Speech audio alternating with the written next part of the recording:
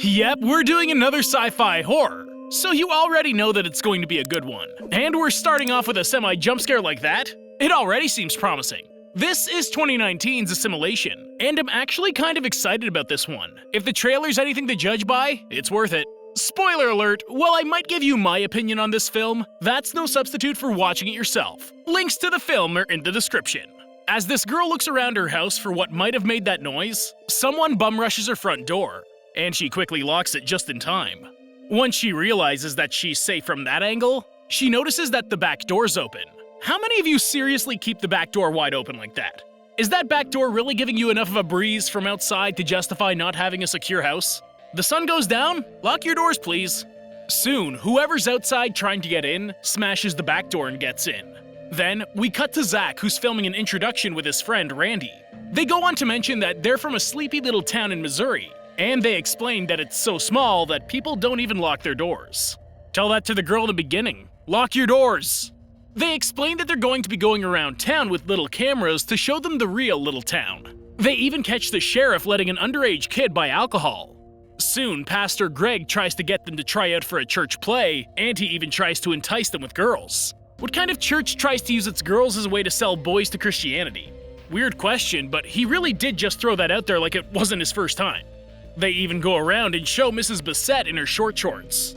When they go to see what she's looking at, she shows them that little bugs have started popping up all over her fruit. When we go to see the rest of the town, we see that little microscopic beings are floating all over the place. We end up at the high school sports field, and we meet Kayla, who tries to introduce us to her father.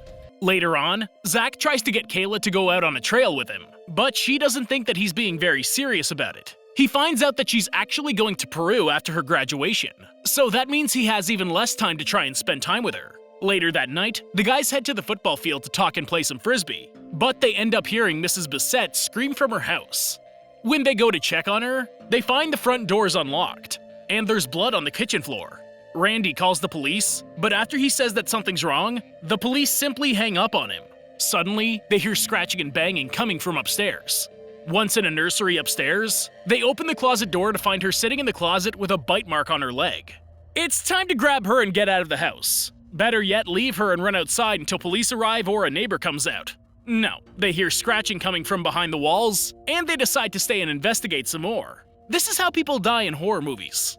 After some alien-looking creature pops out of the wall, the boys run outside to try and find it.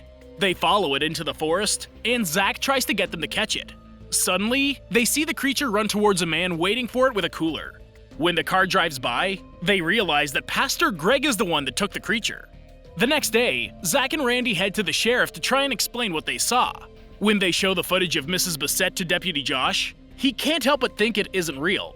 He just wants to be left out of it, and he tries to tell them to leave Pastor Greg out of it as well. When they can't come up with a good reason why Pastor Greg would be throwing rats into people's houses, they decide to go ask him themselves. This would be that point where you leave this little town to find someone that will listen to you. Small town folks stick together. That's part of the beauty of it. And it's also part of the terror of it depending on which side of the fence you're on. When they enter the church, they hear some interesting music playing, but they find the church empty at first glance. After heading downstairs, they go down a creepy hallway towards some voices they hear at the end. When the door closes behind them, the voices stop, and they call out for Pastor Greg. When they reach the end of the hallway, Pastor Greg opens the door, and we see that there's a small group inside the room with him. They end up showing Pastor Greg the video they caught of him taking the creepy rat and driving off the night before. They try to assure him that they don't want to get him in trouble, but he's sure they won't. He ends up calling Randy's mother a slut and Zach's father a junkie. This is probably the most real and down-to-earth preacher I've ever heard. He's just calling it like it is. When they get outside, they decide to just post the videos on their channel and hope for someone to believe them. That night, they go to Mrs. Bissett to ask if she had seen Pastor Greg. When they explain that they think he threw the thing that bit her into her house, she shows them that she doesn't have a bite. Suddenly, the boys hear a sound coming from the bedroom. When they ask what the sound is, she offers for both of them to go to the room with her. Instead, they end up leaving, and they record what they see from the window outside. They find a man tied up in the bed, and Mrs. Bissett shows up. Yep, the jig is up. You've been found out. You've alerted the witch. Essentially, just go! They head back to Zach's house and they show his parents the footage they found. They end up thinking this is all a joke, but when they examine the footage closer, they find that there are two of the same guy in the video. Then Kayla appears at the barn, and she tries to explain that her father isn't really her father anymore. Something's off. When they go into town to help Kayla, they pass a lot of people that are acting strange, and they see that a lot of the townspeople are burning something in their yards and driveways. When they get to Kayla's house, they find her father at the table piecing dolls together. Zach asks to use the restroom so he can look around for Kayla's mother, but he ends up heading to the attic as he follows a strange sound. Meanwhile, these weird people are communicating by weird groans and moans from outside. I'm not entirely sure I'd like being taken over by creatures that communicate by that kind of sound. I'm waiting for something to try and take over, but at least make it a species that sounds a little more intelligent than that. What do you think? Do you think there's other life out there somewhere? While Zach looks around the attic, he ends up finding Kayla's little brother, but her father is beginning to get impatient. And we've found the mother. Definitely wasn't expecting that. Once they make it outside, Kayla makes him give her the phone so she can watch the footage he recorded. After she sees her dead mother, she gives the phone back. The next morning, they get Josh to meet them. After they show him the footage, he believes them this time. They head to Kayla's house, and Josh goes to investigate the bathroom. He ends up finding nothing, but when he comes down to ask the father about it, Kayla's mother pops up around the corner along with Pastor Greg. Kayla recognizes immediately that it isn't her mother, and the three of them end up leaving the premises. They decide to go get the other parents, get Kayla's brother, and leave. When they get to Zach's family, they find that his father now has legs. If that isn't a shock to your system, then I don't know what would be. After the boys get closed in the barn with coolers that have the weird creatures, they hear the moans of a woman coming from somewhere in the barn. But soon, Randy's bitten by one of the creepy creatures. When they go to look for a way out, they find what seems to be a giant pulsating egg sac, and Zach's mother barges out of it. The crazed woman runs right by Zach to his real mother who's tied up on the ground. The copy ends up absorbing tiny little bugs from the real woman, and soon she's the only version left. After the copy tries to appeal to Zach, he wastes no time in grabbing a nearby shovel and shoving it through her abdomen. Zach gets credit for that moment. He didn't even think about the situation or let emotions get in the way. He'll deal with those later. Sure enough, Kayla appears to help them escape. And the rest of the day, Zach is definitely a little angry about everything. Can't blame him though. That night, the three of them head to Josh's house to try and reason with him one more time. Before getting to the door, Zach grabs a good-sized rock just in case he's a copy. At least he thought of something, but Josh isn't wrong. Pretty sure that even the copies know how to use guns at this point. Once inside, Josh shows them that he's already killed his copy, and he believes them finally. When he tells them of his plan to take the dead copy and their video footage to the FBI, Randy's copy rushes at the house, and soon the rest of the copies surround the house. Josh tries to take as many of them out as he can, but he soon realizes that there's too many. They actually end up flipping the entire house, and they take Josh away from the house. As the rest of the crew exchange glances with one another, Randy leaves the house and draws away the rest of the copies. Zach and Kayla run in the opposite direction, and they realize that the copies are still somehow blocking signals in the town. Kayla comes up with the plan of getting her mom's delivery van, her brother, and getting to Springfield. This is one of those annoyingly good movies where the heroes are coming up with phenomenal plans and carrying them out as well as they can. But the bad guys just one step ahead of them all the time somehow. The good guys have caught a break every now and then, but all in all, they've got to be smarter at some point. Comment some other smart horror movies. After they get found in town, Kayla and Zach decide to sneak through the town by acting like they're a copy. As they walk through, they realize that the copies are burning the original bodies in the middle of town. When they get to the shop to get the keys, Kayla stands guard while Zach goes in to get the keys to the van.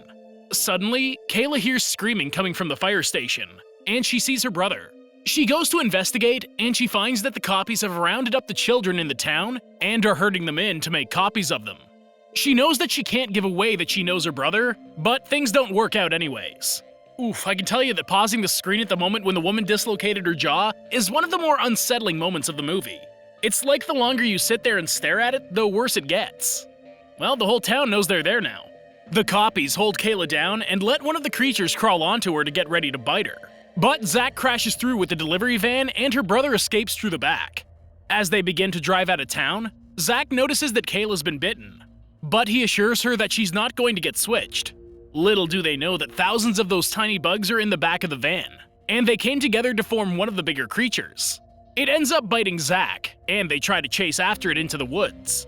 Once they realize that this is a terrible attempt at stopping fate, they see that the sheriff has pulled up to the van and alerted the other copies to their presence.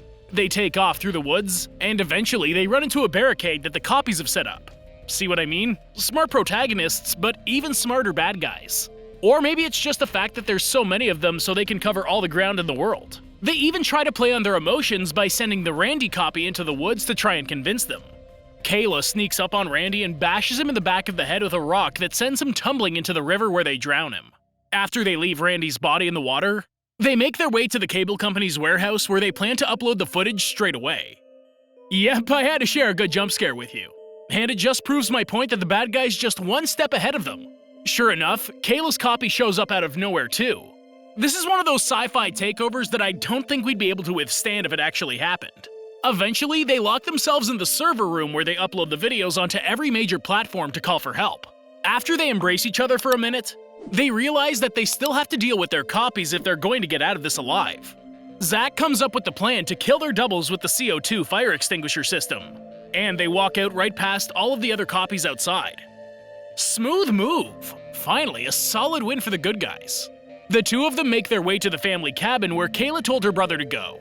And when they get there, they find him sitting in a recliner watching TV. When he sees Kayla, he excitedly jumps up and leaps into her arms. While the two of them hold each other, Zach realizes the news is showing that the creatures have taken over all major cities, and they might be the only ones left that are purely human. When we see the footage that they uploaded, views start to slowly seep in, and some remaining survivors reach out to see if they're still alive. Then the credits roll. This was a nice hidden sci-fi takeover film. I kind of wish that I'd known about it when it came out. This movie actually took a few brain cells to make the script, and I'm assuming that only the right kind of people will find this entertaining. If that's you, I highly recommend it though. I'll definitely be keeping this one and watching it again later on. Thank you for watching, and I hope you enjoyed the video. Don't forget to like and subscribe for more like this one. Comment what you think I should watch next, and I'll see you in the next video.